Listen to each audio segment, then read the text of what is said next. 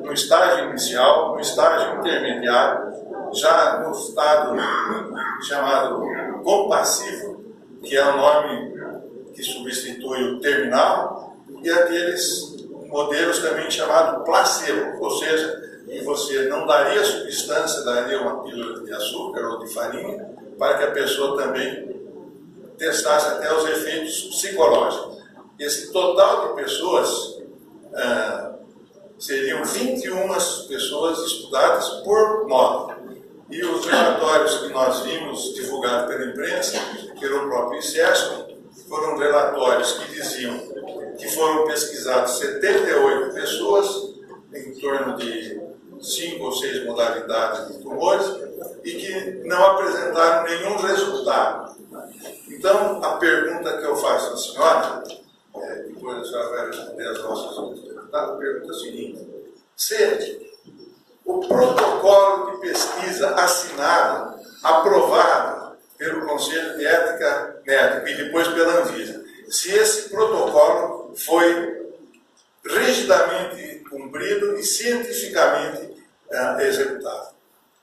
Bom, em primeiro lugar, eu queria fazer algumas correções no que diz respeito a dois grupos, um estudando a substância, outro utilizando placebo. O protocolo não foi desenhado nesses moldes. Nós não tínhamos um grupo de controle e um grupo fazendo uso de placebo. O protocolo foi feito exclusivamente com a fosfetidamina. E segundo, que assim, os pacientes que eram eleitos para fazerem parte da pesquisa, eles deveriam estar numa condição chamada paliativa. O que é essa condição? São pacientes que já não dispõem mais de nenhuma alternativa terapêutica de cura para a medicina convencional. Então, pacientes que já foram tratados com todos os protocolos disponíveis para aquela modalidade de enfermidade, para aquela neoplasia, e que nenhum dos tratamentos de cura preconizados para aquela neoplasia surtiu efeito. Então, a gente se denomina que esse paciente é um paciente paliativo. Então, eram esses os pacientes que deveriam compor a pesquisa, visto que, em termos de ética médica, se um paciente ainda tem uma possibilidade de tratamento com algum protocolo convencional, ele não deve abrir mão desse protocolo convencional para participar de um protocolo experimental. Então, só para corrigir algumas falas que foram colocadas e que foram equivocadas. A sua pergunta é se o protocolo que foi desenhado foi cumprido. É isso? Só que uma correção. Então, o protocolo não previu que você iria testar em pacientes nas diversas etapas. É somente os paliativos. Paliativo a gente chama compassivo, aquele que é até título terminal. É isso? Na verdade, o uso compassionado de medicamentos experimentais é uma deliberação através de da RDC 38 da Anvisa, que é feita justamente para pacientes paliativos, pacientes que não têm outras opções de tratamento. E realmente o protocolo foi desenhado dentro dos padrões de ética médica, e a ética médica manda que se eu tenho alguma possibilidade de tratar um paciente com resultado de cura num protocolo já consagrado, eu não devo submeter esse paciente a um protocolo experimental. E a própria RDC 38 da Anvisa preconiza isso. Então, os critérios de elegibilidade dos voluntários se baseavam principalmente nisso, que o voluntário não tivesse outro tratamento preconizado para a cura na medicina convencional. Isso é praticado em praticamente todos os testes. Só mais um esclarecimento também. Então, já que o protocolo previu que seriam testadas pessoas já paliativas ou pessoas passíveis, né? Já que previu isso, há um conhecimento médico que, como a fosfetanolamina sintética atua no sistema imunológico das pessoas, e há um conhecimento de que a quimioterapia e a própria radioterapia afeta profundamente o sistema imunológico das pessoas, sabe-se que a maioria das pessoas que já passou por esse tratamento, o seu sistema imunológico não responde. Então, existe um exame que é feito, chamado exame de rigidez. Esse exame de rigidez, no paciente compassível, é testado no sentido de nós sabermos se ele, pelo teste de rigidez, estaria propenso ao seu sistema imunológico respondendo ao estímulo. Eu até gostaria, eu sei que o Dr. Duvanei Maria, que também é auditor dos testes, vai ser convocado para essa CPI, eu até gostaria que o senhor refizesse também, na oportunidade, essa questão para o Dr. Duvanei, porque como biomédico estudioso e autor dos principais trabalhos de pesquisa sobre fosfetanolamina, ele vai ter muito mais condição técnica de explicar isso, mas o fato é que a fosfetanolamina, ela atua na célula independente do sistema imunológico. Ocorre que, como ela provoca um fenômeno chamado apoptose, que é um fenômeno de morte natural da célula, e toda vez que uma célula morre, o sistema imunológico trata de limpar o organismo dessa célula que morreu, seja por necrose, como é o caso da quimioterapia, seja por apoptose, como é o caso da fosfetanolamina, por vias indiretas ela acaba estimulando o sistema imunológico. Ocorre que, na verdade, o que mais nós observamos não é tanto a necessidade do sistema imunológico estar ativo, porque se fosse assim, os exames in vitro que são feitos em células de laboratório, em lâminas, eles não teriam demonstrado nenhuma efetividade. O que hoje realmente a gente constata é que pacientes tratados com quimioterapia têm uma redução na vilosidade intestinal, que é onde ocorre a absorção de tudo que se ingere. Vilosidade é um sistema, e microvilosidade é um sistema que reveste a parede do nosso intestino, responsável pela captação dos nutrientes de tudo que é ingerido. Como a fósforo foi ministrada via oral, em pacientes que já tinham sido submetidos a pelo menos 2 protocolos de quimioterapia, isso era a base para a elegibilidade do paciente, a probabilidade desse paciente estar com uma vilosidade intestinal muito combalida, ou seja, muito prejudicada, fez que muito provavelmente não chegasse à célula tumoral a quantidade necessária de fosfetanolamina por incapacidade do intestino absorver. Isso é um fato. Obrigado. Passo a palavra agora ao deputado Ricardo Madalena. Cumprimentar todos os pares, a senhora Bernadette. Gostaria de saber... Pela ordem, comunicar a presença do deputado Wellington Moura, também membro dessa comissão, e do deputado Márcio Camargo também. Obrigado. Gostaria, primeira pergunta, saber se a senhora poderia descrever para esta comissão como são os trabalhos que os auditores dos testes clínicos do ICESP com relação à fosfetanolamina desenvolvem. Como foi desenvolvido esses testes? Bom, uma coisa é o que é o trabalho de um auditor, a outra Sim. coisa é o trabalho que nós desenvolvemos dentro do ICESP. Né? Eu diria que a única coisa que eles têm em comum é o título, porque realmente nós não tivemos nenhuma oportunidade de exercer a nossa função como deveria ser feito. Não foi exercida a função de auditores, que isso que vocês estavam lá para exercer essa função. Veja, o trabalho de auditoria, deputado, ele consiste em identificar o que é um padrão e como um trabalho está sendo desenvolvido em relação a esse padrão. É o que se chama de conformidade, o trabalho está conforme o padrão, e não conformidade, o trabalho não está conforme a esse padrão. O trabalho do auditor é identificar as não conformidades, apontá-las para que elas sejam sanadas. Uma vez que as nossas não conformidades identificadas nunca foram sanadas, eu entendo que o nosso papel foi absolutamente... Inócuo. Totalmente. Vocês foram cerceados de algum tipo de questionamento que fizeram durante os testes e não obteve respostas? Inúmeras vezes. Basicamente, nós não tivemos resposta de nenhuma das nossas solicitações e nenhuma das não conformidades que nós apontamos foram sanadas. Vocês tinham algum tipo de ferramenta de trabalho, dispunham disso para desenvolver as suas tarefas? Veja, o ICESP trabalha com um sistema informatizado de prontuário médico chamado TASI, e nós recebemos um treinamento para operar esse sistema.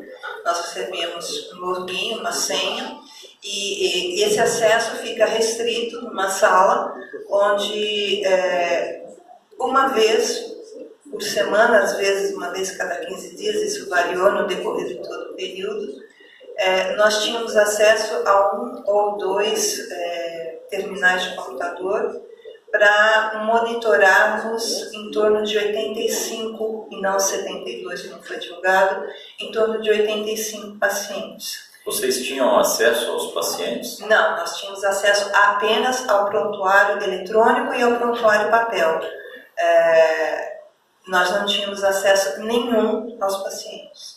Mesmo a equipe de auditores nomeadas pelo professor Gilberto, que na sua composição tinham médicos, eles não tinham acesso? Sim, o nosso grupo era composto no início. Por quantas pessoas, e poderia nominar os cargos, a profissão?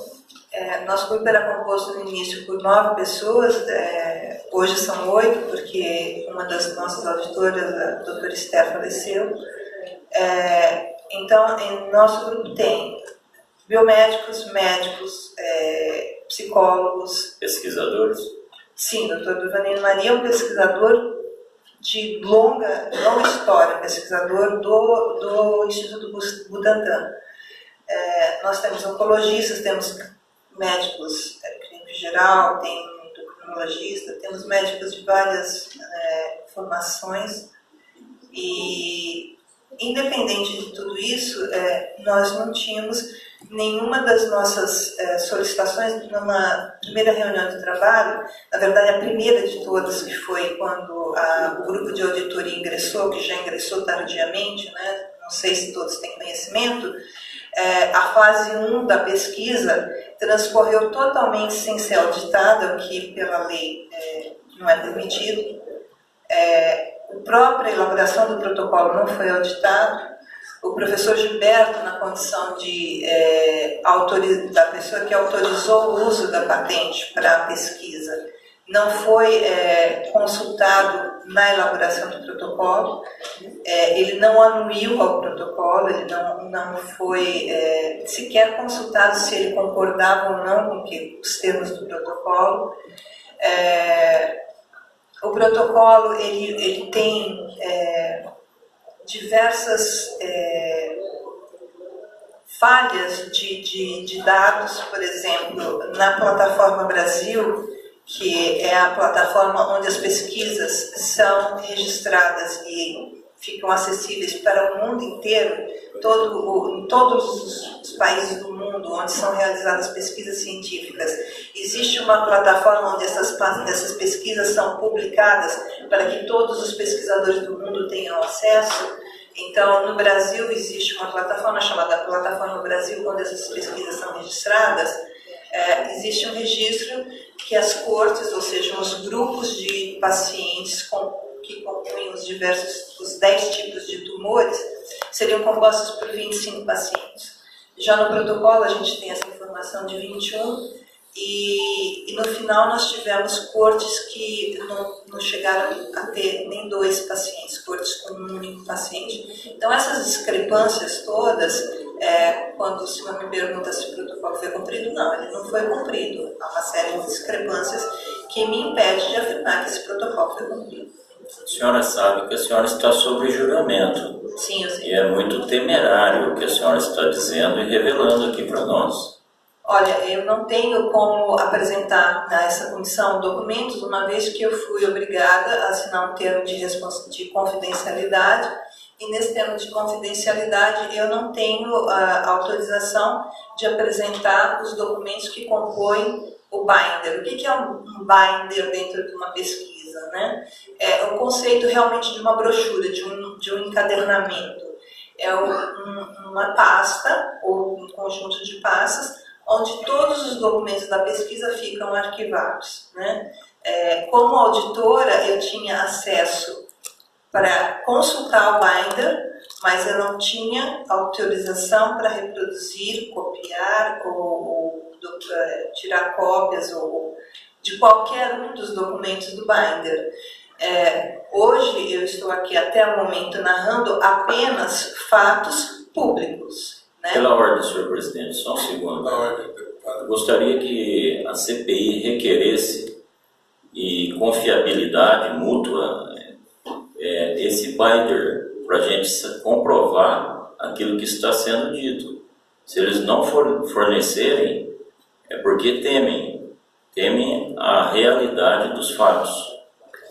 Aliás, eu Pode continuar, gostaria por favor. de registrar que a própria constituição do binder ela é temerosa, uma vez que ela não é uma brochura, ou seja, os documentos são encartados em envelopes plásticos dentro de uma pasta com ganchos que podem, e isso ocorria de fato, cada dia o binder tinha um tamanho, cada dia ele tinha uma composição, cada dia ele tinha uma quantidade de documentos. Há documentos que ingressaram no binder nos últimos meses que já deveriam estar lá atrás, há documentos que sumiram do binder, gravações de nossas reuniões que estavam no binder não estão mais, enfim, a própria composição do binder, que deveria ser uma brochura não passível de manipulação, não foi feita dessa forma. Mas é fato, isso que eu estou revelando aqui não é nenhuma informação sigilosa, ainda que pelo fato do Dr. Paulo Wolff também estar comprometido com o mesmo termo de confidencialidade e ter vindo a público trazer informações que só ao final da pesquisa poderiam ter sido divulgadas, eu me valho das próprias informações que ele trouxe a público para também comentar nessa CPI, uma vez que como ele trouxe a público já não são mais sigilosas nem confidenciais. Foram identificadas irregularidades nas auditorias feitas por vocês? Bom, a quantidade de não conformidades é grande, nós tivemos muitos problemas, né? Primeiro, o próprio ingresso dos auditores na fase 2, sem nenhuma participação na elaboração do protocolo, nem tampouco na fase 1. Né? No ingresso da fase 2, de imediato, aliás, antes de assinar o termo de confidencialidade, nós não tivemos sequer acesso ao protocolo. Só a partir da assinatura do termo de confidencialidade, do treinamento que nós tivemos no TASI, que é o sistema de prontuário eletrônico, é que nós tivemos acesso ao binder e a própria leitura dos documentos do protocolo. Isso não era fornecido a vocês em tempo real das reuniões de trabalho? Não, na verdade foi uma sequência. Nós fomos convocados, houve uma primeira reunião. Nessa primeira reunião eu não estava presente porque eu não estava no Brasil, eu estava fora do Brasil. Mas na segunda reunião, onde houve a assinatura do termo de confidencialidade, a partir de então, que nós passamos a ter datas regulares para auditar, nós passamos a ter acesso às primeiras informações do binder. Foi a partir desse momento que nós tivemos acesso ao protocolo como um todo. E a primeira coisa que nós identificamos foi um erro importante na forma de ministrar a substância. Nós apontamos isso, aliás, nós solicitamos uma reunião com o Dr. Paulo Wolff, a equipe de auditores solicitou essa reunião, para apontar esse erro. Né? Existia uma prescrição não justificada e, ao nosso ver, bastante equivocada, de que a fósforo teria, o protocolo teria uma dose de ataque, como o Dr. Paulo se refere na última publicação que saiu no Medscape, num congresso de oncologia que houve no Rio. Essa dose de ataque consistia de 1,5 gramas de fosfetadonamina ministrado numa única tomada, com água, preferencialmente, segundo ele, após as refeições. E depois de 21 dias, Eu não tenho certeza se são 21 ou 28 nessa fase de ataque. Ataque do quê, por gentileza? Ataque, que tipo de ataque? É convencional, quando se usa quimioterápico, a primeira sessão ela tem uma dosagem mais forte. Isso é chamado dose de ataque, ou seja, é um termo científico que se diz assim, vamos entrar com uma dose mais pesada e depois baixa essa dosagem. Isso é chamado dose de ataque. Então, foi convencionado isso, e a gente não sabe de onde isso foi tirado. E depois passava-se a 1 grama, que seria o equivalente a 2 cápsulas, numa única tomada. Imediatamente nós informamos que isso estava comprometendo o resultado, uma vez que, segundo o próprio professor Gilberto, já depois aqui nessa numa sessão anterior nessa CPI, essa substância ela não está passando pela primeira vez num teste clínico. É fato que o teste clínico do Hospital Amaral Carvalho não está documentado, mas ele existiu. E na ocasião, quando os médicos do Amaral Carvalho foram estabelecer com que dose eles iriam fazer a pesquisa, foi feito um estudo de como a fósforo é metabolizada no organismo e se constatou de que ela precisa do ácido graxo, que é uma gordura que o nosso corpo que está presente no sangue, ela precisa do ácido graxo para ser metabolizada e distribuída para as células. Ora, o ácido graxo ele é uma quantidade constante no sangue e ele é renovado a cada ingestão de alimento. Então, a primeira coisa que nós identificamos é que uma única tomada no dia haveria uma composição daquela dose com o ácido graxo disponível no sangue naquele momento. O resto que não se combinasse com ácido graxo por falta de ácido graxo, mais ácido graxo disponível, seria desprezado, ou seja, como se o paciente estivesse tomando meio grama, está tomando 1 grama, mas é como se ele estivesse tomando meio grama. E na segunda fase da metabolização, ou seja, 8 horas depois, deveria haver uma nova dose de meio grama, coisa que não aconteceu. Então ele estava tomando 1 grama, desprezando meio, e quando deveria tomar segundo meio grama para compor novamente a composição com ácido graxo disponível no sangue, esse meio grama não iria ser ingerido. Então nós explicamos isso, isso não é uma novidade, isso é amplamente divulgado em todos os trabalhos científicos publicados. Inclusive, recentemente, o Dr. Arthur, que foi um orientando do Dr. Durvaney, graduou-se doutor pela Universidade de São Paulo em farmácia, justamente com o trabalho de fosfetalanamina nanoencapsulada, onde ele demonstra essa atividade, inclusive o nanoencapsulamento aumenta a permanência da fósforo no organismo e promove uma liberação lenta, ou seja, isso só poderia ser possível se nós estivéssemos tratando os pacientes com fosfetalanamina nanoencapsulada, coisa que não aconteceu. Então, imediatamente nós informamos o Dr. Paulo que isso iria prejudicar o resultado da pesquisa. E na ocasião ele disse que ele não iria jogar fora tudo que ele já havia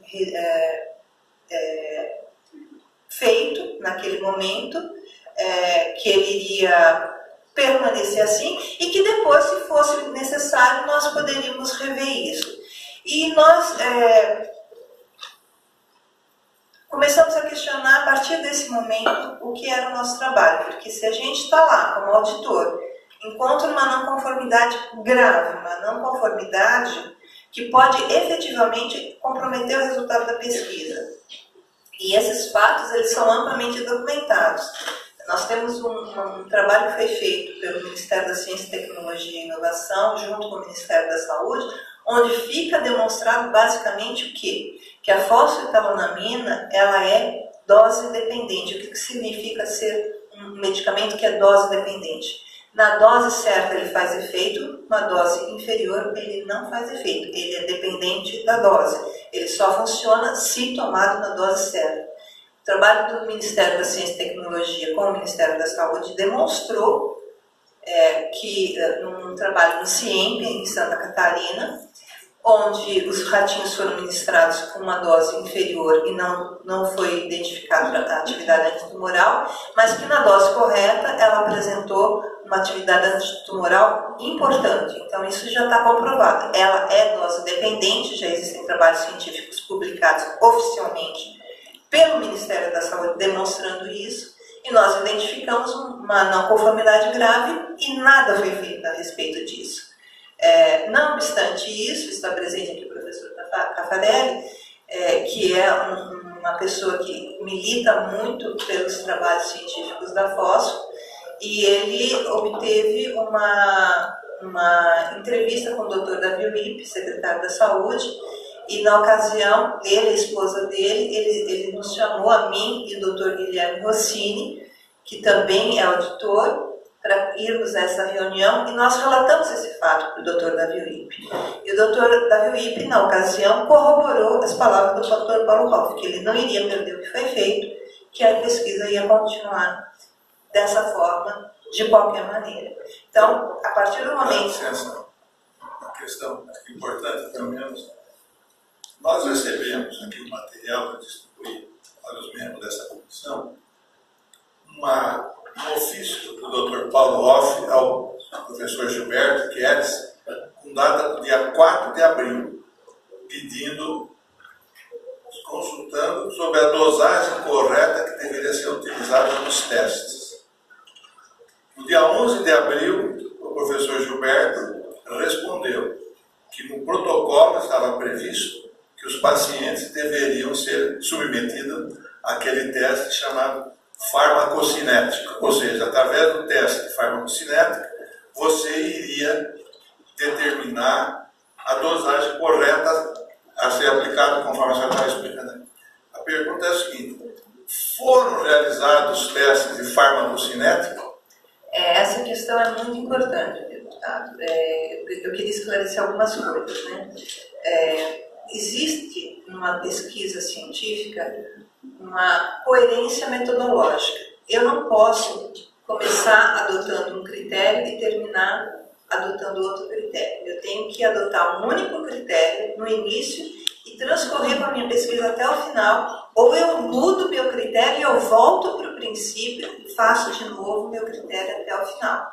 Essa coerência metodológica foi muito fluida nesse protocolo, né? A primeira questão é que na fase 1, que foi uma fase, segundo o Dr. Paulo Hoff e a própria doutora Milena, que deu entrevista recentemente, essa fase 1 ela foi praticamente uma fase protocolar, visto que a substância já estava em uso há muito tempo, por muitas pessoas, e que se sabia da não toxicidade, mas mesmo assim foi feito uma fase 1, e nessa fase 1, onde participaram 10 pacientes, foi coletado material para realização de um exame que é obrigatório para qualquer medicamento, para qualquer substância candidata a medicamento. Nenhuma no mundo, nenhuma substância vira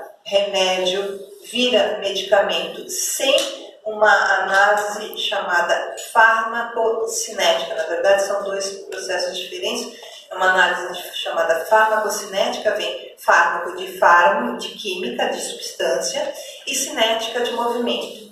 Na realidade, é a verificação de como essa droga se comporta dentro do organismo uma vez ingressada, seja por via oral, seja por via intramuscular, por via venosa, por qualquer que for, seja o método de administração.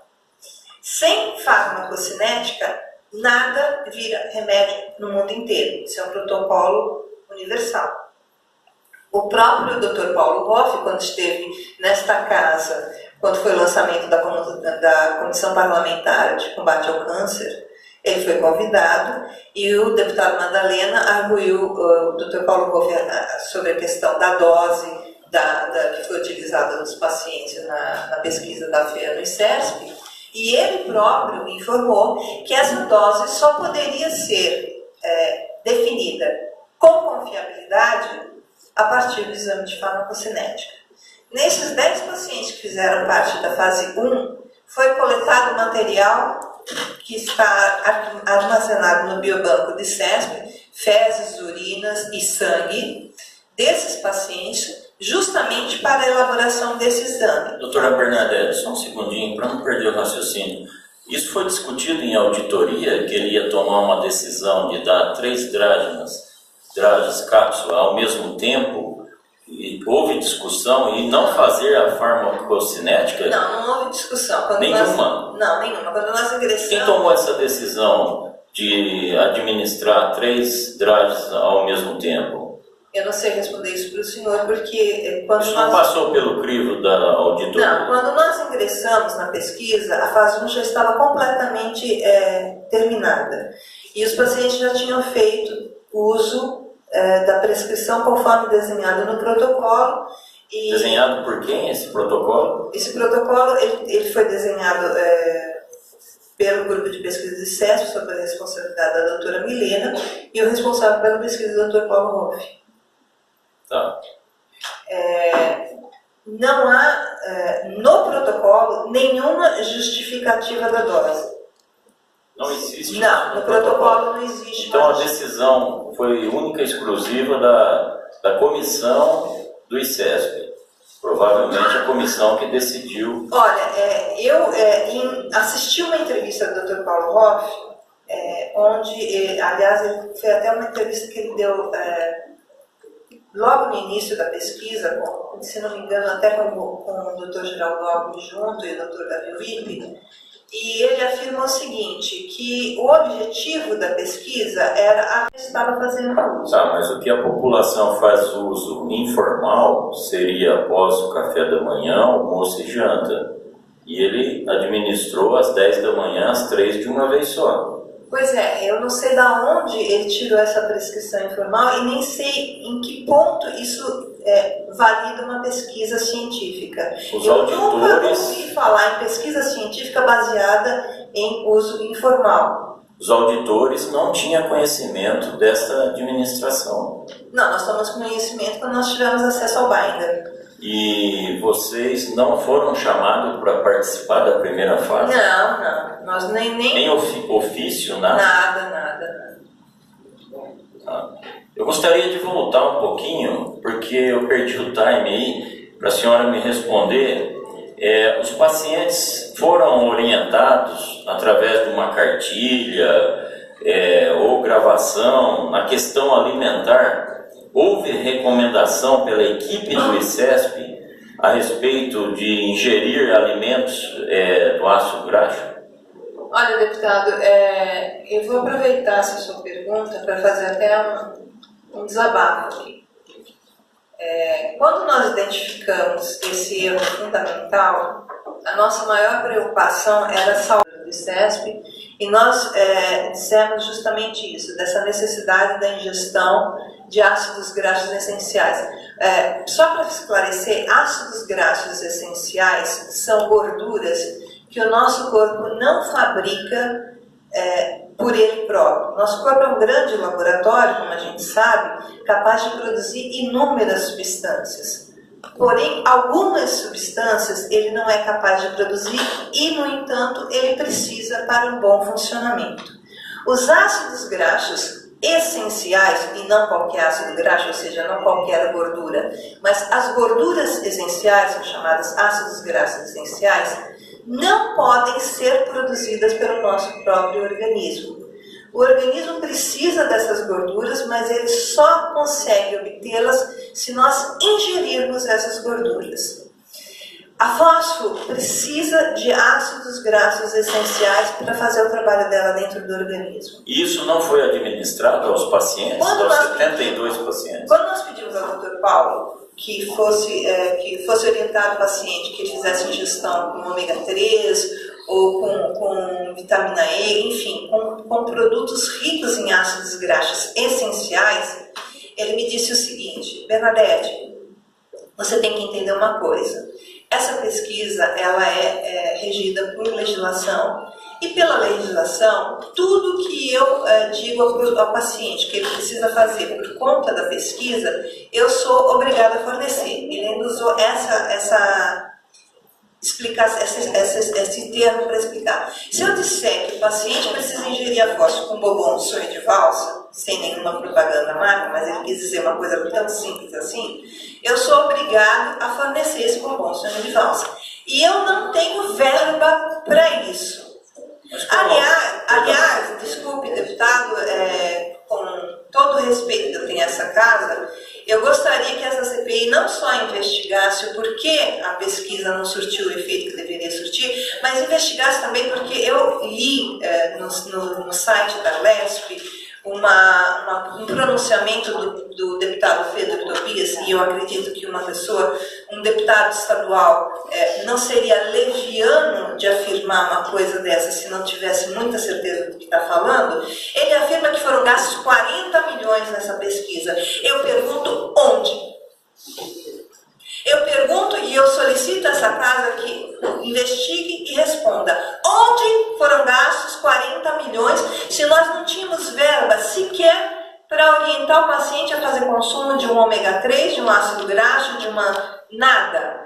Nós pedimos, quando isso foi um banho de água fria nos auditores. Nós pedimos, então, que nos fosse permitido elaborar uma cartilhinha, um folderzinho, alguma coisa, um material bem autoexplicativo, orientando a nutrição desse paciente, porque é possível obter ácidos graxos essenciais na alimentação cotidiana, através de uma vitamina de abacate, através do consumo de nozes, avelãs, castanhas, enfim, alimentos que são ricos em ácido graxo. E o Dr. Paulo Hoff me disse que eu ficasse tranquila, porque todos os pacientes oncológicos do ICESP são sistematicamente atendidos por consultas nutricionais e são orientados acerca do que deve ser consumido. E eles foram orientados a consumir? No decorrer das auditorias, eu avaliei nos prontuários do paciente que o paciente tinha passado pela consulta nutricional e que ele foi orientado a ingerir tudo menos ácidos graxos essenciais. Eu narrei isso. A senhora poderia repetir, por favor, a frase que acabou de dizer? Depois que o Dr. Paulo Hoff se comprometeu a que as consultas nutricionais tivessem como conteúdo orientar o paciente em ingestão de ácidos graxos essenciais, eu verifiquei nos prontuários que os pacientes passavam pela consulta nutricional e que não eram orientados a consumir ácidos graxos essenciais. Eu enviei um e-mail para o Dr. Roberto Jun, dizendo, olha, Dr. Roberto, isso foi discutido em reunião, foi decidido que seria feita orientação nutricional correta e, no entanto, os pacientes não estão sendo orientados em que tipo de alimentos estão consumindo ácidos graxos essenciais. Isso era consenso em reunião dos auditores que chegou nesse acordo? Você falou que foi discutido em reunião? Isso foi feito e mais pessoas? Sim, essa reunião... Ia ser administrado o ácido graxo ia ser orientado assim que tomasse a fósforo. Ia ser orientado ao paciente, uma vez que o ICESP não tinha verba, porque 40 milhões não foi suficiente para fornecer... Não, isso é lamentável que nós estamos ouvindo aqui. Não tinha verba, e eu queria saber onde foram os gastos 40 milhões. Porque, na verdade, nós, auditores, não tínhamos nem direito a estacionar o carro no estacionamento do ICESP. Eu gostaria de levantar o seguinte, durante os trabalhos, eu passei por um protocolo de uma quimioterapia, porque não sei se todos sabem, mas eu também sou paciente oncológica e luto não contra um tipo de câncer, mas contra 2 tipos de câncer. Tem câncer de mama metastático e câncer de pâncreas. E não é metástase de pâncreas, são 2 tumores distintos.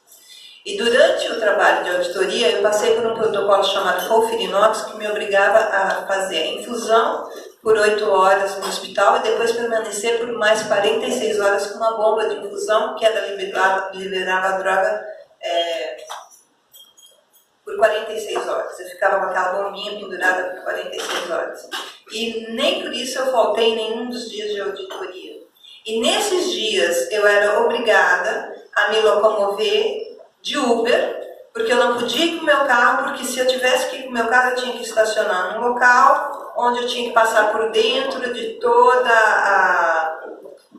a estação do metrô, clínicas, e ali eu estaria exposta, o protocolo que faz uma imunossupressão violenta, e eu tive que trabalhar com máscara, então eu estaria exposta a um ambiente altamente agressivo para um paciente que está imunossuprimido, e nem assim, as poucas vezes que eu estacionei o meu carro lá, eu tive problemas e fui inclusive advertida de que o estacionamento era para pacientes que estavam fazendo tratamento no ICESP.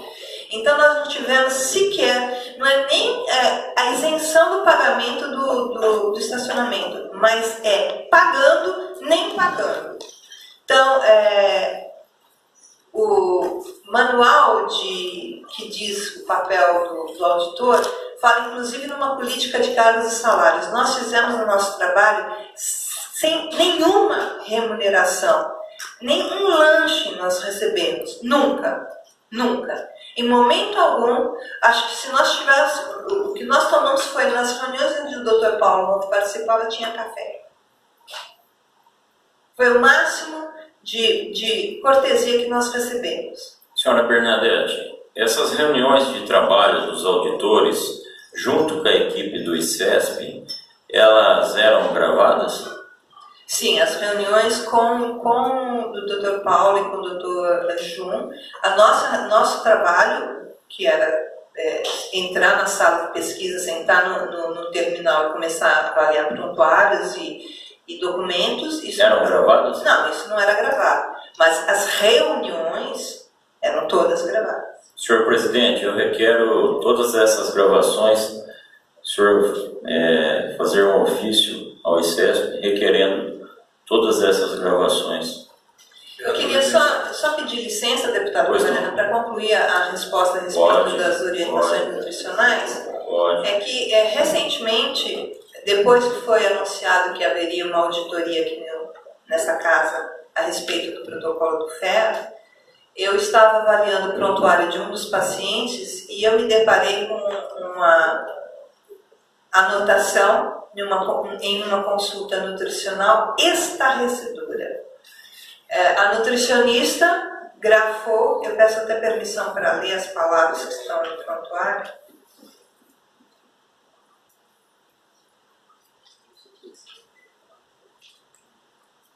Reitero que o paciente, em todas as consultas ou visitas realizadas para o protocolo ferro, foi orientado por mim e pela doutora Milena, médica do paciente, quanto à importância de aumentar a ingestão de ácidos graxos essenciais para melhor absorção da droga, como, por exemplo, aumentar a ingestão de margarina no pão. Eu queria aqui fazer uma denúncia. Margarina não é ácido graxo essencial.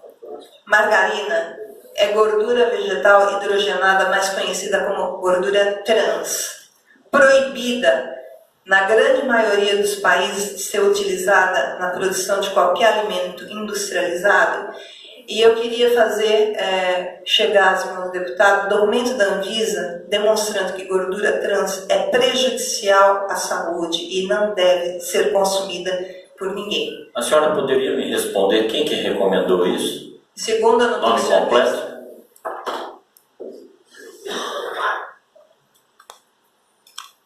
Está sendo gravada essa sessão, né? Está sendo gravada. Cíntia Martins da Silva é a nutricionista que fez a recomendação, e ela cita que ela orientou, assim como a doutora Milena, médica do paciente. A doutora Milena, então, seria cúmplice da Cíntia. Segundo ela, a orientação foi feita por ambas. Ok. As duas são funcionárias do ICESP? Sim, pois as não. duas são funcionárias do ICESP. Ok. Pela ordem, senhor presidente. Só para consultar, a doutora Milena já foi convocada aqui? Já foi convocada. Ainda não... Posteriormente virá. Tem uma sequência de escalação, mas Para que a gente puder... a gente pode falar vários temas, em outros temas relacionados até o que a doutora está citando, questão das 3 doses, muitas coisas estão sendo citadas aqui sobre a Sim. doutora. Dando continuidade, estou no término, acho que os pares também querem fazer perguntas. Só um Pois não. esclarecimento desse mesmo assunto.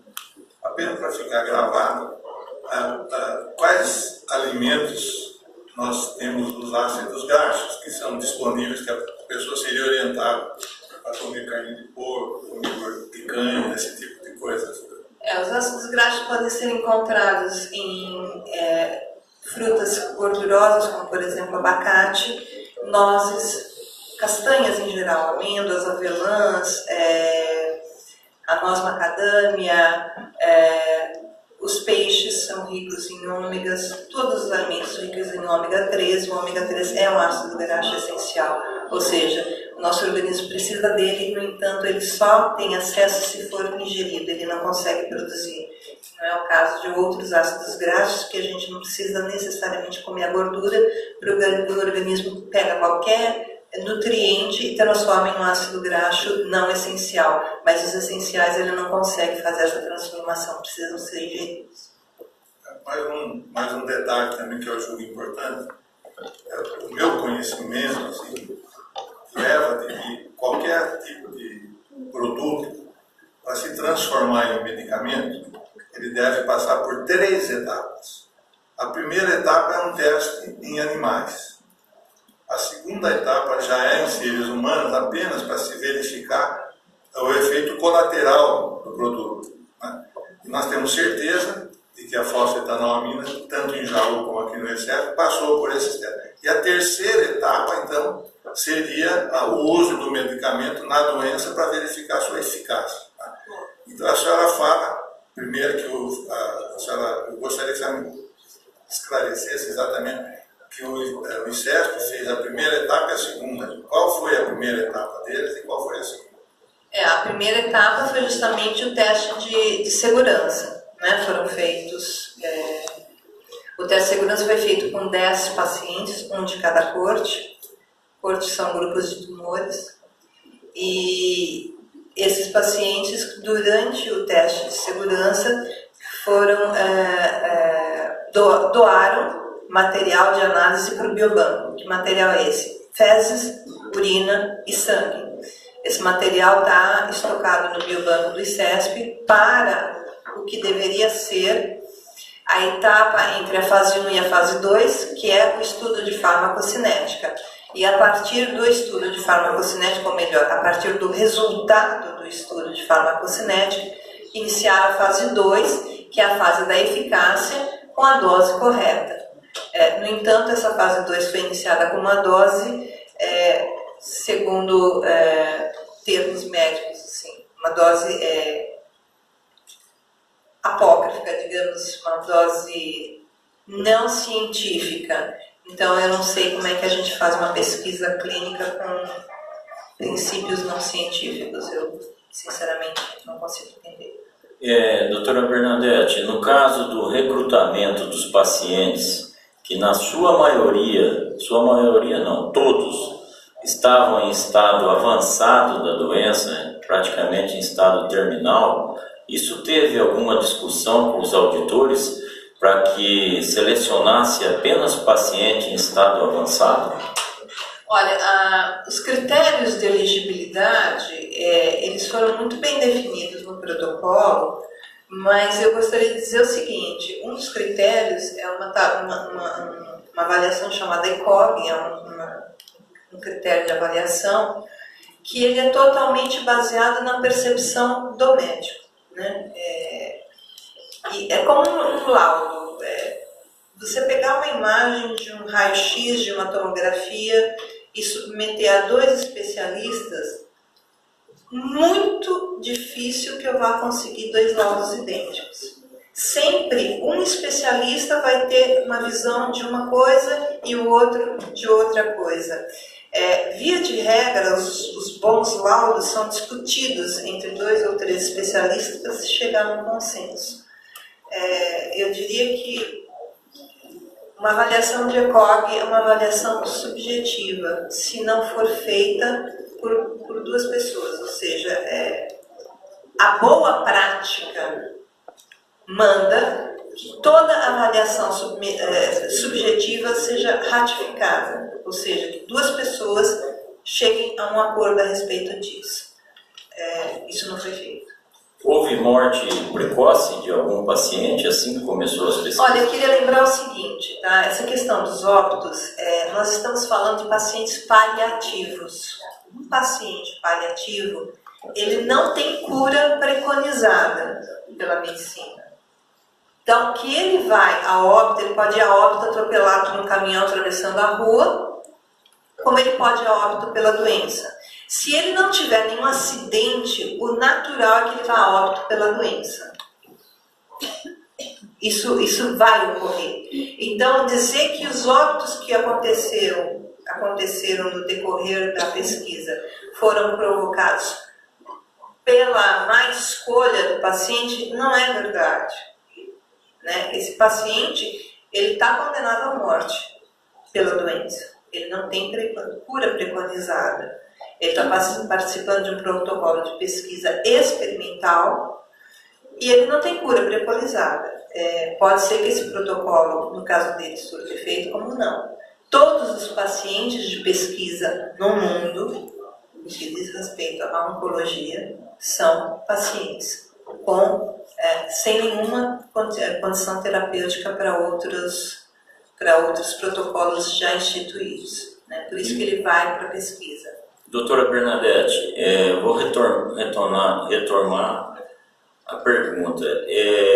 Foi discutido isso com vocês, o recrutamento de estado avançado, e não, ou por que não pesquisar a doença no início, no meio, Deputado, e somente no estado avançado? Deputado, sinceramente... Alguém comentou isso da equipe? Eu nem vou levar isso para frente, porque isso é um critério internacional de pesquisa. Né? Paciente com condição terapêutica não pode ir para pesquisa. Isso não tem nem que ser comentado. E não é o critério. Nós temos...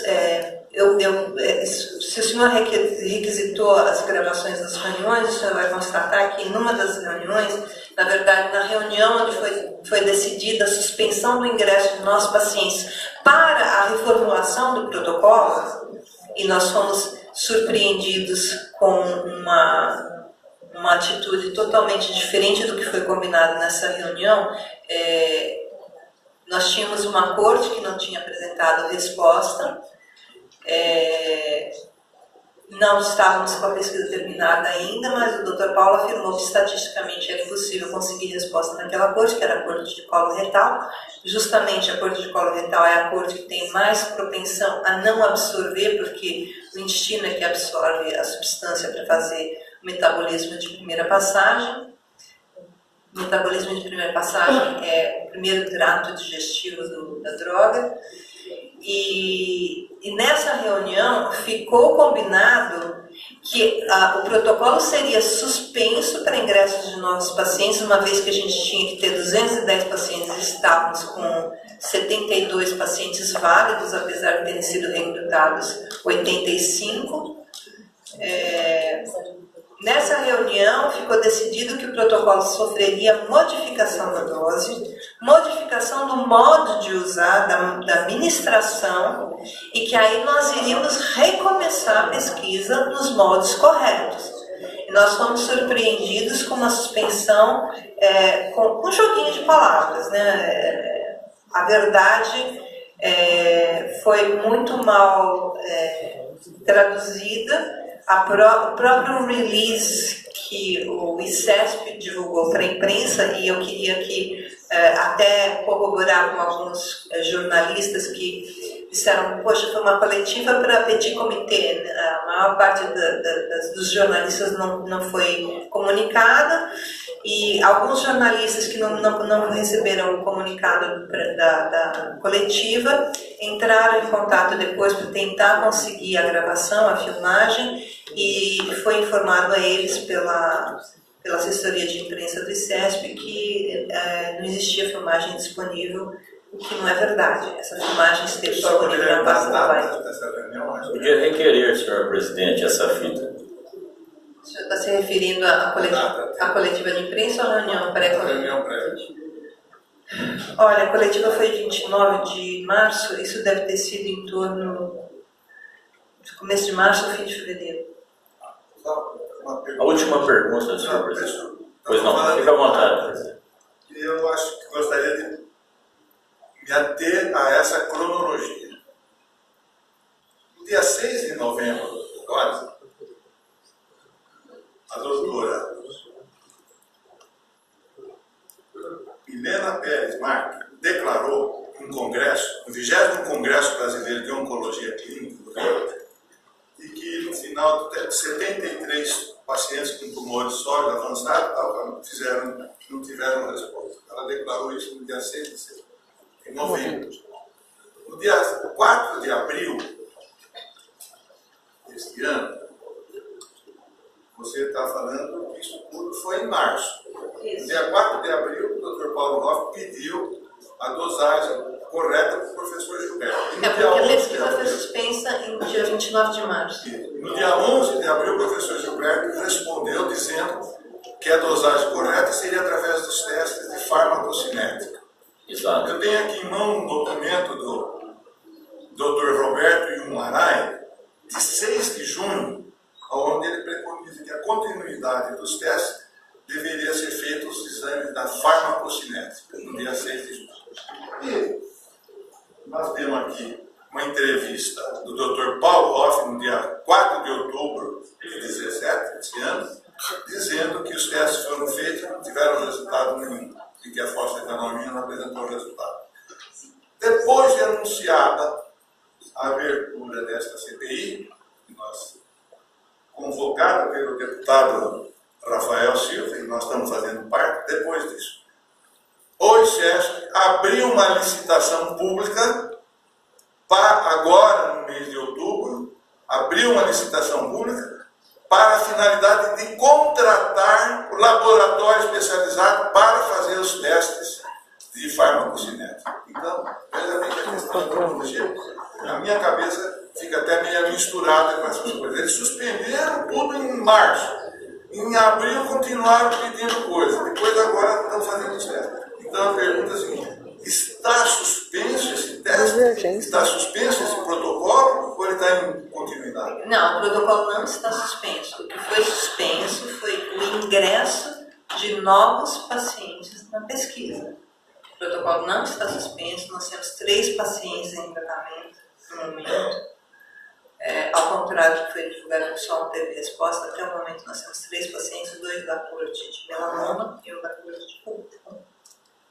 Mas, Sendo que a corte de pulmão, desculpe, deputado, tinha 3 pacientes e 1 está em tratamento. mas foi divulgado nacionalmente a imprensa que só tinha um paciente. Mas se o senhor pegar esse documento que o deputado Massafera acabou de falar, a doutora Milena... Sim. Esse documento, ele é de um congresso que houve no Rio, onde o Dr. Paulo apresentou os resultados da pesquisa, e foi a doutora Milena, essa que orientou o consumo de margarina, que fez a apresentação dos resultados. Então ela fala aqui que os pacientes que foram acompanhados foram 73. Na verdade, nós tivemos 85 pacientes recrutados. E ela fala também que um paciente, isso aqui eu acho aviltante, tá? Isso aqui é falta de compromisso com a verdade.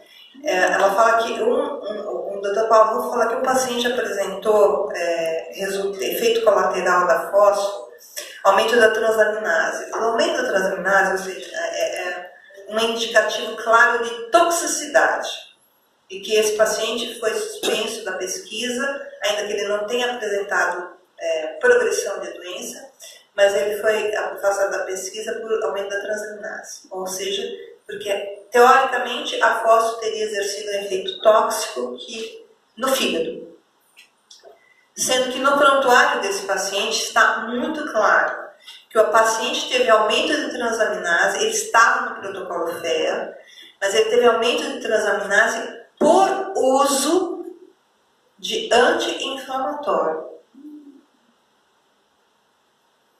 É impossível afirmar que esse aumento de transaminase foi decorrência da fosfetanolamina, sendo que um anti-inflamatório, por bula, tem como efeito colateral aumento de transaminase.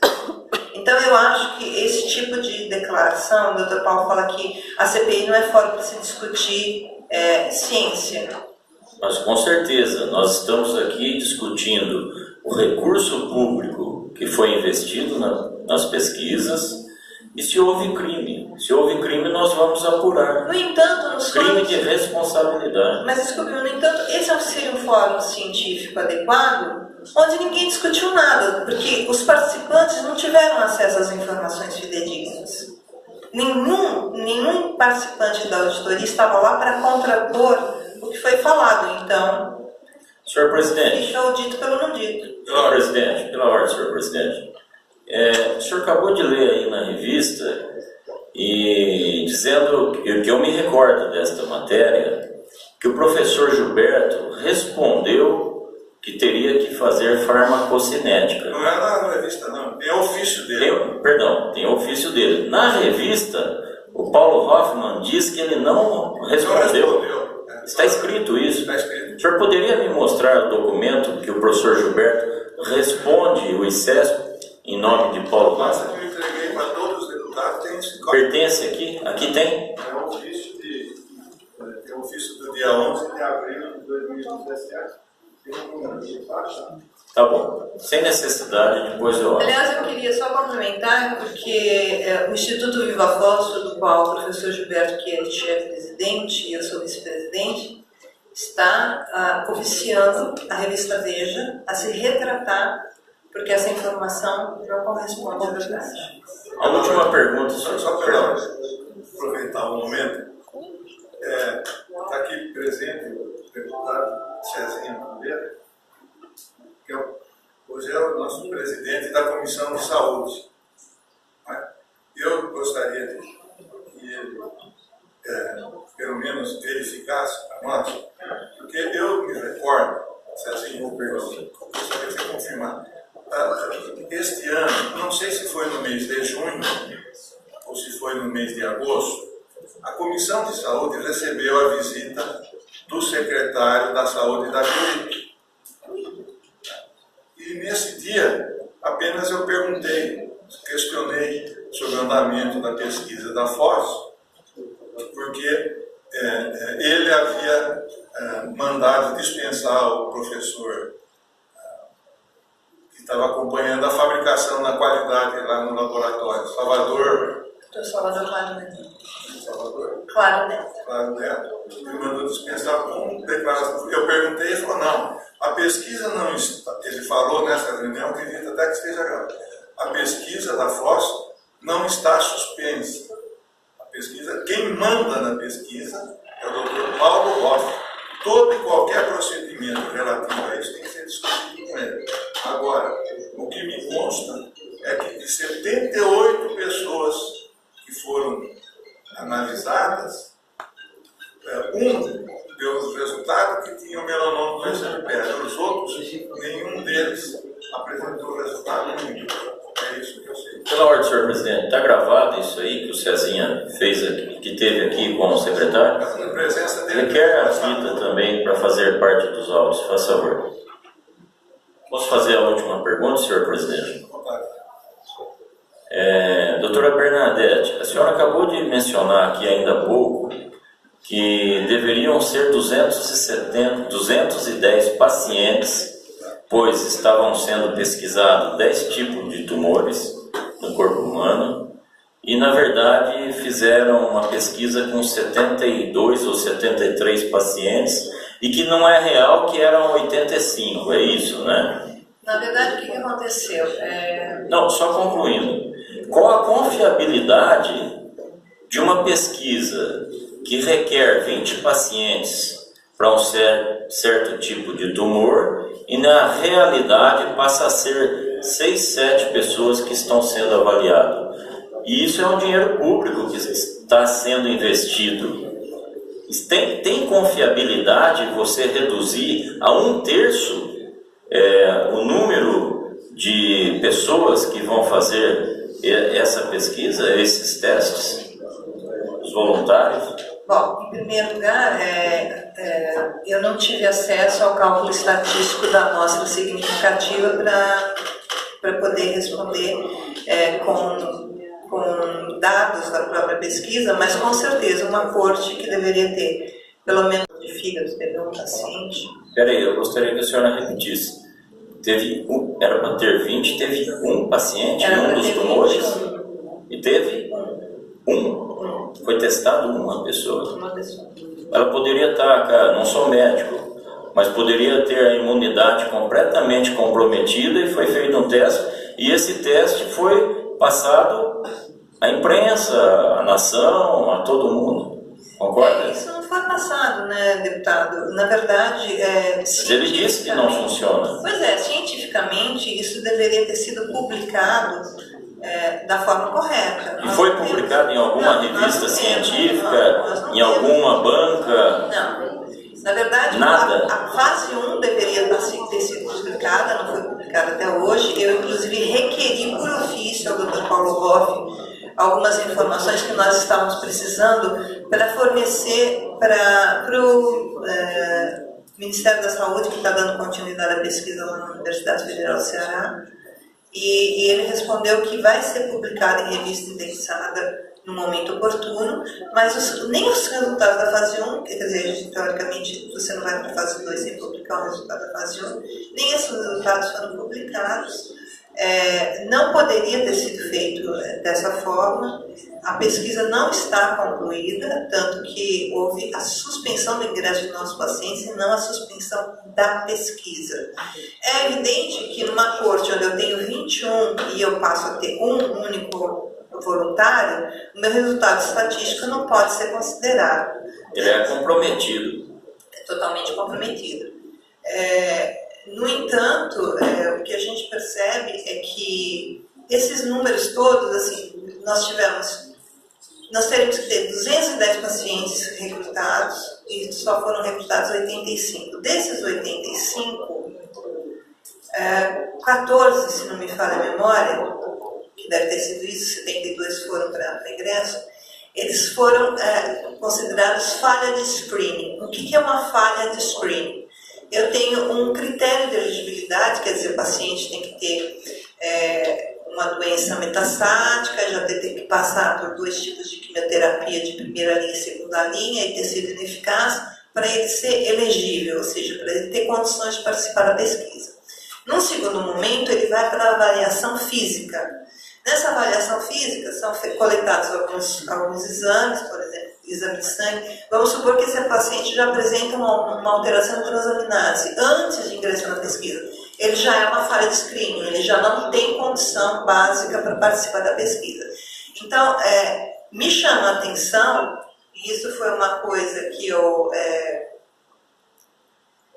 comentei numa das reuniões com o Dr. Paulo Hoff, a grande quantidade de falhas de screening, ou seja, os pacientes não tinham condições físicas de estarem se candidatando. E ele, nessa ocasião, ele comentou que ele estava tendo dificuldade com voluntários. Isso é real? Não, isso não é verdade. A senhora que tem bastante contato com pessoas oncológicas. O que aconteceu nesse meio tempo? Pelo fato de nós termos o Instituto Viva Fósforo e uma grande quantidade de pacientes interessados em participar da pesquisa, muitos nos procuravam dizendo: olha, Bernadette, eu sou paciente do ICESP, eu me trato lá, e eu procurei ingressar na pesquisa da Fósforo, conversei com o médico falou que já estavam as vagas estavam preenchidas. E a gente sabendo que não tinham todas as vagas preenchidas, como não foram preenchidas até então. E o Dr. Paulo disse que estava realmente tendo dificuldade. Só que assim, uma paciente me ligou e falou: olha, minha mãe acabou de sair chorando do CESP, porque ela procurou fazer parte da pesquisa e tal, disseram que não pode, papapá.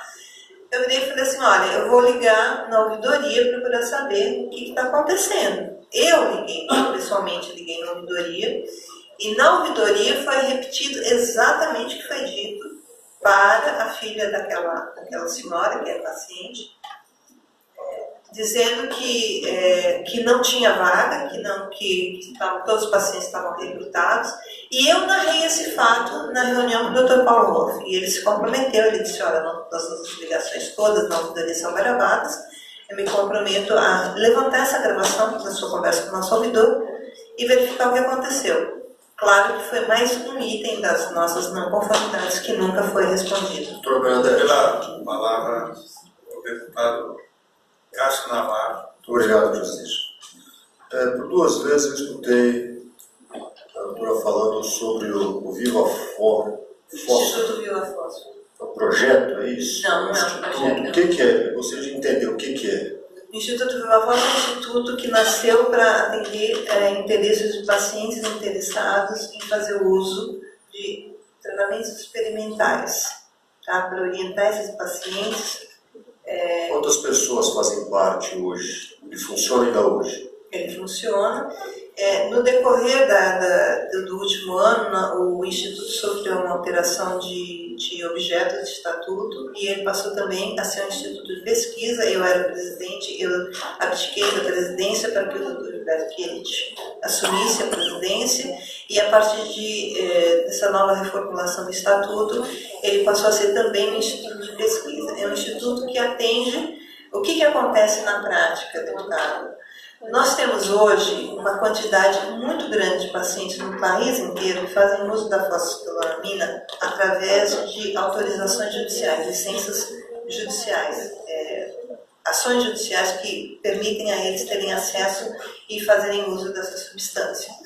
Isso nos deixa numa situação muito desconfortável, que é a seguinte: o paciente é oncológico, um paciente grave, câncer não é brinquedo, câncer é uma doença muito grave, que debilita demais o paciente, e nós sentimos uma responsabilidade muito grande no sentido de que esse paciente tem acesso à substância, mas ele não sabe como utilizar, ele não sabe, inclusive, alguns médicos que têm pacientes que tiveram acesso à substância preliminar, eu já recebi ligação de médico dizendo: olha, Bernadette, meu paciente recebeu a droga preliminar, eu não tenho a menor condição de orientar esse paciente, isso é um fato mesmo, porque não sendo um medicamento, o que o médico vai fazer? Ele não sabe posologia, ele não sabe dose, ele não sabe nada a respeito da droga. Mas como é que eu posso acompanhar esse paciente?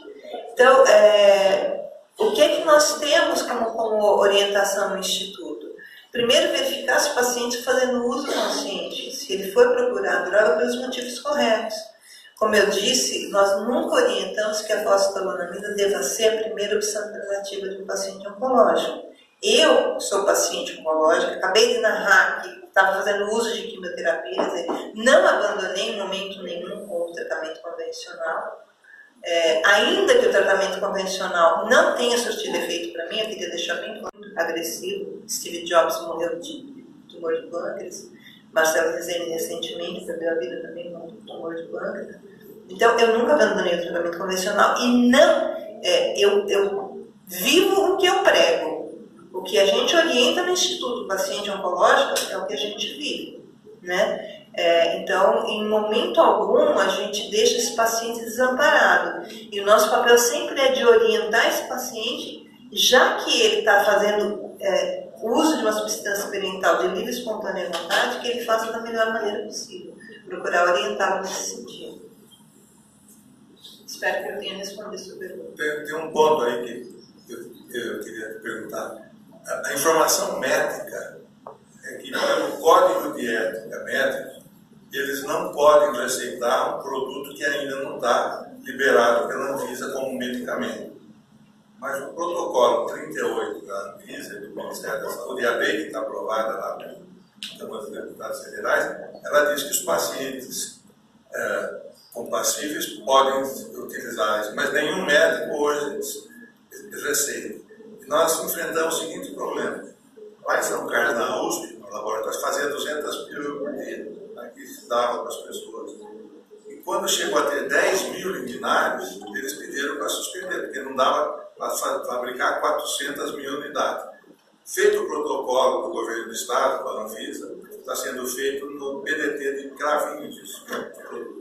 E lá em Cravinhos, hoje, nós devemos ter mais de 2.000 processos condiminais concedidos, atendendo as pessoas sendo fornecida essa pílula ao pagamento aí de 3, 4 reais por quilo. Então, essa é uma coisa. Pois não. Pela ordem. Deputado. Bom, gostaria de cumprimentar a senhora Bernadette, prazer ter a senhora aqui na casa, nossos pares. Tenho duas perguntas bem rápidas. Como você está se sentindo, né, usando, há quanto tempo você já usa? E como era ou como são avaliados os pacientes quanto à evolução da doença? O senhor diz dentro da pesquisa? Isso. Bom, eu, graças a Deus, estou viva, né? Apesar dos dois tumores e metástases, estou viva. Até quando Deus me permitiu estar lutando por pacientes oncológicos, isso passou a ser o principal objetivo da minha vida. Eu costumo dizer que Deus me concedeu hora extra e eu vou fazer bom uso de cada minuto para merecer o salário. Então, eu me sinto atualmente muito emocionalmente comprometida com tudo que está acontecendo, muito desgastada, porque eu cheguei em alguns momentos até questionar meu papel de auditora, sendo que eu fico identificando não conformidades e falando elas para a parede, né? Quer dizer, a instauração dessa CPI foi uma possibilidade que eu enxerguei de fazer com que o nosso trabalho, que não foi pequeno e que não está sendo pequeno, fosse de alguma forma, surtisse de alguma forma alguma resposta, né? Porque é muito cruel todos os dias a gente entrar num trabalho de auditoria e se deparar com pacientes sendo desorientados e não orientados. Isso ocorreu e ocorre. Está aqui a prova e eu lamento profundamente ter chegado a esse ponto. Eu gostaria de dizer que quando o Dr. Geraldo Alckmin nos concedeu o privilégio de testar clinicamente a fosfetanolamina, foi uma coisa que eu não fazia há muitos anos na minha vida. Eu chorei feito criança de emoção, porque eu vi que finalmente alguém ia fazer aquilo que já deveria ter sido feito num país que tem produção científica tão pequena como o nosso. Nós temos, de repente, algumas pessoas que são verdadeiros gênios, que são cobiçados internacionalmente e estão sendo tratados como curandeiros. Eu achei aquilo genial, eu me senti extremamente reconfortada por toda a nossa militância. Mas eu não imaginava que a gente fosse cair numa falta de comprometimento científico como nós caímos, né? Então, eu pessoalmente me sinto reconfortada por estar finalmente fazendo com que a verdade, de alguma forma, seja investigada.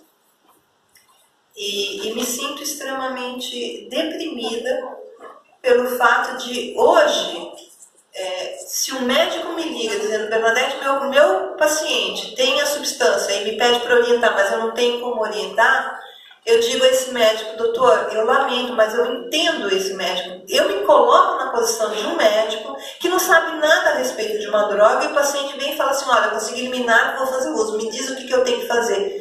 Ele não sabe, e ele não sabe porque não foi demonstrado, e não foi demonstrado porque a pesquisa que deveria ter sido feita para esse fim não foi feita. Hoje nós poderíamos ter médicos realmente exercendo a RTC 38 no que ela diz de correto, uma substância promissora que está em teste, fase experimental, o médico não tem mais o que oferecer àquele paciente, e isso é uma realidade para os oncologistas todos os dias. Vamos tentar pegar o que está sendo pesquisado, como é que está sendo feita a dose, pegar isso transparente, ligar para a equipe de pesquisa, tirar dúvidas. Isso, infelizmente, não existe. Então, para mim, isso é um fardo. Tá? E há quanto tempo você usa? Eu uso desde setembro de 2015. Tá, só uma última pergunta, presidente, se me permite.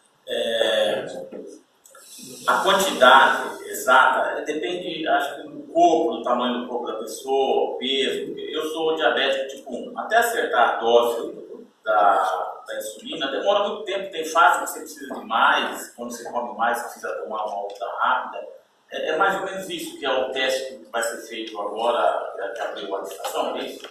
A farmacocinética, um dos objetivos da farmacocinética é justamente isso. Então, mas o que vocês lá no Instituto falam hoje, quando o médico fala, quantidade eu dou?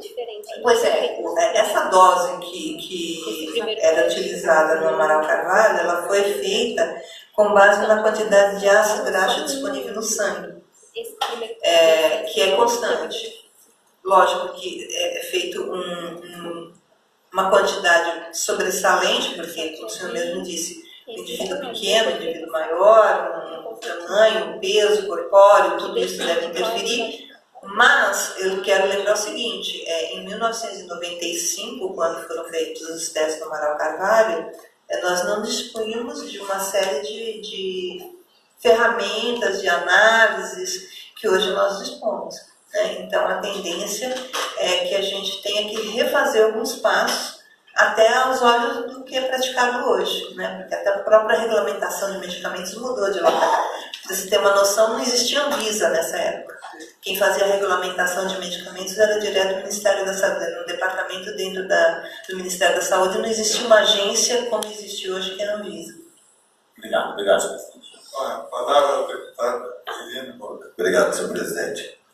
Eu queria parabenizar a doutora Bernadette pela presença aqui, todos os deputados aqui, o Cezinha está aí presente também, o Márcio, Madalena, Massafera, Rafael Silva, o Wellington Moura.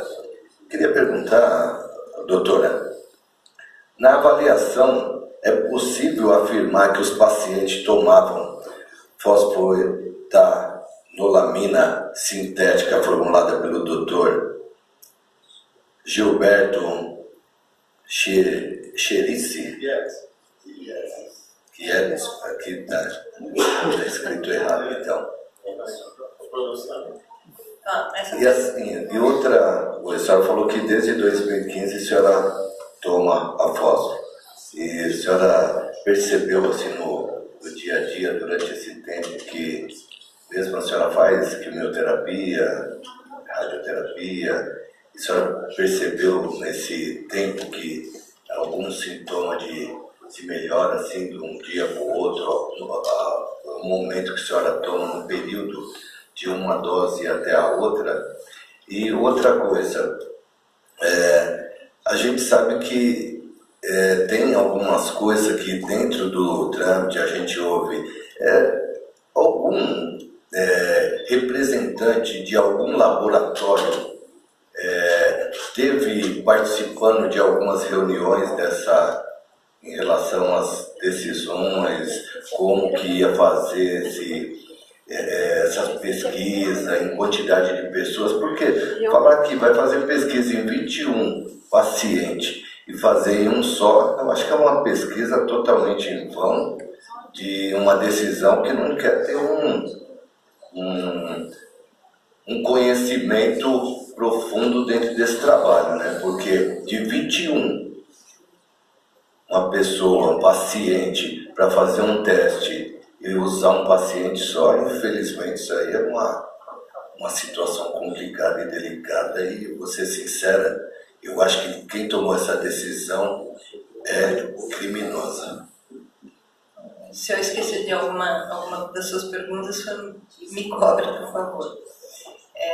Bom, em primeiro lugar, eu faço uso desde 2015, mas não de maneira regular, porque ainda hoje obter fosfetanolamina é uma maratona, né? É busca e apreensão, é ter que ir até o laboratório de Cravinhos, enfim. Isso para quem consegue, né? Eu, assim como muitos pacientes na época, estávamos obtendo através de ação judicial na Universidade de São Paulo. No decorrer do período, a Universidade de São Paulo conseguiu no STF autorização para fechar o laboratório. Ninguém tinha mais acesso. Eu e uma quantidade enorme de pacientes que estavam se beneficiando com o uso fomos profundamente prejudicados, né? Nessa época, inclusive, por não ter mais acesso à fosfetanolamina, eu não estava curada do câncer de mama. e eu comecei a ter novamente uma progressão da doença, um câncer de mama que eu já estava num processo de remissão. Quando eu comecei a usar fosfetanolamina, eu já estava fazendo uso de cadeira de rodas por conta de metástases nos ossos, que já não me permitiam mais andar, não me locomover normalmente. Eu comecei a fazer uso da fosfo e readquiri uma condição de qualidade de vida muito próxima de um indivíduo saudável, ainda que se eu fizesse os exames, apresentava lá que ainda tinha um saldo de metástases, mas a minha condição física já era muito melhor. Nesse meio tempo, a fosfo, eu fui privada de uso da fosfo, e aí a doença voltou a crescer, e eu voltei para um quadro bastante comprometedor de comprometimento. Nesse meio tempo, inclusive, eu participei como voluntária numa pesquisa de uma droga que está sendo oficializada no Brasil, e a minha resposta a essa droga foi péssima, né? Meus marcadores tumorais nunca foram tão altos. Quando eu entrei nessa pesquisa dessa droga experimental, meus marcadores estavam em 395, e eu saí da pesquisa com 2.900, um negócio assim assustador. Acho que se eu não tivesse feito uso de nada, não teria crescido tanto. Então, só para constar, essa droga já é aprovada pelo FDA nos Estados Unidos. Para mim, o resultado foi catastrófico. Não vem ao caso aqui qual é a droga, mas é uma droga aprovada. Estava sendo feito teste aqui no Brasil para a liberação do teste aqui no Brasil. Então, nesse meio tempo, eu tive altos e baixos. Depois, quando a droga começou a ser produzida novamente para fins da pesquisa no laboratório de Cravinhos, na PDT Pharma, aí eu novamente ingressei com pedido para a obtenção da droga e passei a fazer o uso. Então, nesse meio tempo, eu tive meu tratamento extremamente prejudicado. Ainda assim, eu consegui resultados no meu tratamento de câncer de mama, muito importantes, mas eu fui surpreendida por um laudo mal feito num exame de rotina. Paciente oncológico, ele nunca recebe alta, né? Uma vez paciente oncológico até morrer. Ele tem que sistematicamente estar se submetendo a avaliações, exames e tudo mais. Daquele intervalo, se o paciente está em remissão, esse intervalo passa a ser uma vez cada ano, uma vez cada 2 anos. Minha mãe, por exemplo, ficou 32 anos livre de um câncer de mama e morreu de câncer de mama, depois de 32 anos. Então, nunca se pode dizer que foi curado. Uma vez paciente oncológico até morrer. Nesse meio tempo, eu fui surpreendida com um tumor de pâncreas que não foi laudado. Assim, eu fiz uma tomografia em dezembro e ela não tinha nada. Aí, em março, eu fiz uma nova tomografia. E aí, em março, diz que aquela tomografia de dezembro que disse que não tinha nada tinha aumentado. Ou seja, esse laudo não viu o que esse médico da segunda tomografia viu. E lembrando que eu me trato num centro de referência, né? Me trato no Sírio-Libanês, que, aliás, também estava na época sob a direção clínica do Dr. Paulo Hoff. Hoje não está mais, porque ele saiu para montar a Rede Dor, mas na época também estava sob a direção clínica do Dr. Paulo Hoff. Então, por isso que eu digo, laudo tomográfico não significa nada se não for ratificado por pelo menos 2 especialistas. Eu acredito que se a gente colocar 3 especialistas para olhar uma mesma tomografia, nós vamos ter 3 laudos diferentes.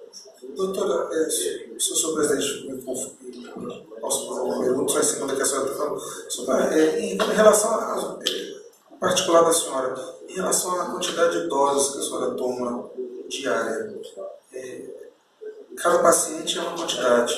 Desculpa, para não prejudicar os pacientes, eu gostaria de pedir permissão para não responder a sua pergunta, porque isso pode ser tomado como sendo uma prescrição e os pacientes passarem a tomar a mesma dose que eu, achando que isso tem fundamento científico. Então, eu peço licença ao senhor para não responder, se o senhor me permitir. Porque eu não quero influenciar os pacientes achando que a Bernadette toma tal dose, então eu vou tomar também. Vamos pôr, então, vamos deixar aqui bem claro que seja um exemplo super, um número que não é real, que seja 6 doses, vou dar um exemplo, que seja 6 doses café da manhã, 6 doses, esse é um número para todos os pacientes. No mundo ideal, digamos assim, o que nós poderíamos fazer para responder essa questão, tá? E isso está em vias de acontecer. Eu preciso saber como é que a fosfetanolamina funciona primeiro no indivíduo saudável. O que é um indivíduo saudável? É aquele indivíduo que tem a sua vilosidade intestinal e a sua microvilosidade intestinal não comprometida. Ou seja, aquela pessoa que tem uma saúde tranquila, que não tem nenhuma doença mais séria, que faça uso e que eu veja o comportamento da droga no intestino normal, saudável. Depois, seria importante eu fazer esse mesmo teste no indivíduo que tem a sua velocidade comprometida pela quimioterapia e verificar se a absorção, então 1 grama aqui equivale à mesma coisa que 1 grama aqui, o indivíduo saudável absorve esse 1 grama e o indivíduo com a velocidade intestinal comprometida absorve bem menos, né? E aí, a partir de então, ou estabelecer outros métodos de administração, como por exemplo sublingual, enfim, pesquisar até isso, que é importante, ou aumentar a partir dessa diferença de velocidade, aumentar a dose ou diminuir o intervalo da administração. Então, isso são perguntas que só teste pode responder. O que eu estou apresentando para os senhores são hipóteses que o teste tem que comprovar ou não. Quem passa a quantidade, exemplo, para a senhora, de quantas doses? Não, a dose de 3 cápsulas café da manhã, almoço e jantar foi praticada na pesquisa clínica do Hospital de Jaú. Perfeito. Tá? Essa é a única dose... Dos pacientes hoje que tomam através de ação judicial, quem passa a quantidade de doses que eles têm que... Olha, todos os pacientes hoje se valem, o que eu acho horrível.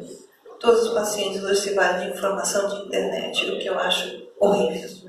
Horrível. Então, a pessoa, o advogado, ele faz uma ação judicial, o advogado, ele, diante do que a pessoa fala, ele faz uma ação, faz uma petição ao juiz, o juiz vai, acata aquela petição, aonde o Estado tem que acatar e pagar, tem que pagar para pegar aquele remédio, enfim. Não, hoje as luminárias que estão sendo concedidas são fornecidas às expensas do próprio paciente. Não existe dinheiro público nas luminárias. É o próprio paciente quem arca com isso. Senhora Bernadette, já tem conhecimento de que se um laboratório ou uma indústria americana possa estar vendendo esse composto como complemento alimentar ou alguma coisa parecida? Esse composto não. A fosfetanolamina patenteada pela equipe do professor Gilberto não está sendo vendida por nenhum outro laboratório, a não ser pelo PDT-Farma. Agora, fosfetanolamina não é uma substância nova, né? Tanto que ela já compõe alguns quimioterápicos. O Caelix, por exemplo, que é um quimioterápico utilizado para câncer de mama, ele já contém fosfetanolamina na sua fórmula. Cálcio EAP é uma fórmula patenteada há anos pelo Dr. Naim, que é amplamente comercializada como suplemento de cálcio, magnésio e zinco, que contém fosfetanolamina na fórmula. O que eu queria dizer é o seguinte, não basta ser quimicamente fosfetanolamina. É preciso que seja uma fosfetanolamina com atividade antitumoral. Isso não sou eu, Bernadette, quem está afirmando, mas os resultados apresentados pelo CIEMP, Universidade Federal de Santa Catarina, nas pesquisas patrocinadas pelo Ministério da Saúde, onde foram ministradas 2 fosfetanoaminas em estudos paralelos com murinos, com ratinhos, Uma, a fosfetaleonamina sintetizada pela Unicamp, e a outra, a fosfetaleonamina sintetizada pela USP. Uma apresentou atividade antitumoral e a outra não. Então, eu não estou afirmando nada que não tenha base em documentação científica já oficial. Eu entendo mais racionalmente. O Rafael, Eu acompanhei já há um bom tempo a doutora Bernadette, é uma guerreira. Ela é advogada, a senhora? Não, sou psicóloga. Psicóloga. Você sabe que tinha um médico em Ribeirão Preto que era vereador, quase 30 anos atrás, e eu falava que ele era o melhor advogado lá da Câmara, ele era médico.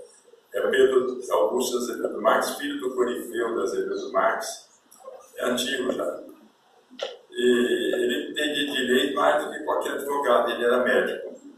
E aqui ela está entendendo o assunto mais do que muita gente. Acho que é difícil um médico que entenda tanto quanto ela. Mas por quê? Porque realmente ela está vivendo e vivenciando isso daí. É apenas uma coisa paralela, né? Que parece bobeira, mas não é. Eu fiquei mais de 2 meses na cadeira de volta, por causa da programação, uma coisa mais difícil, e aperto o nervo ciático. Eu não podia dormir, eu não podia deitar na cama, tinha que sentar numa cadeira lá na cama, com uma cabeceira, estava assim, e curvando a costa ali, o espaço da hérnia, né? Então eu ficava bem. Aí me levaram lá um frasquinho com remédio, toma aí. Aí uma assessora minha falou, ela leu e falou, não, esse remédio pode até funcionar, tal, mas é muito perigoso, aí você não vou tomar. Aí outras pessoas tomaram, aí uma cunhada minha cunhada foi lá, disse que ela já teve o remédio, te posso levar para fulano? Pode. Fulano tomou 2 ou 3, nossa senhora, não melhorou muito. Aí outra pessoa, tomou, melhorou, tomou, melhorou, outro. Aí eu falei, eu vou tomar também, né? E saí da cadeira de volta, não sei, a mulher fala, foi isso daí? Eu falei, eu sei. Para amanhecer ontem, né? Domingo andei muito, vou para a cidade, vou para outra, andei, chegou domingo de noite, eu não estava bem. Aí claro, você tem que tomar de novo. Aí segunda-feira cedo tomei o remédio. Mas eu estava mal ainda, antes do almoço deitei, eu já levantei melhor. E hoje de madrugada tomei outro comprimido, então eu vim para cá, tinha que vir para cá, tinha que vir andando, uma boa, né? Um político que tem, não pode mostrar fragilidade, todo mundo sabe disso. Então, aí eu tomei outra hoje, às 3h30, 4h da madrugada, tomei outra, cara, deixa andar na geladeira assim. Aí peguei e tomei. Aí eu conversei com o meu médico, ele falou, olha, existem uns produtos aí, né, que tem um poder anti-inflamatório grande, mas você tem que tomar cuidado. Eu tenho esse diabetes 2, não é tão elevado, porque pode prejudicar. Então, aí eu falei, precisa fazer exame no laboratório.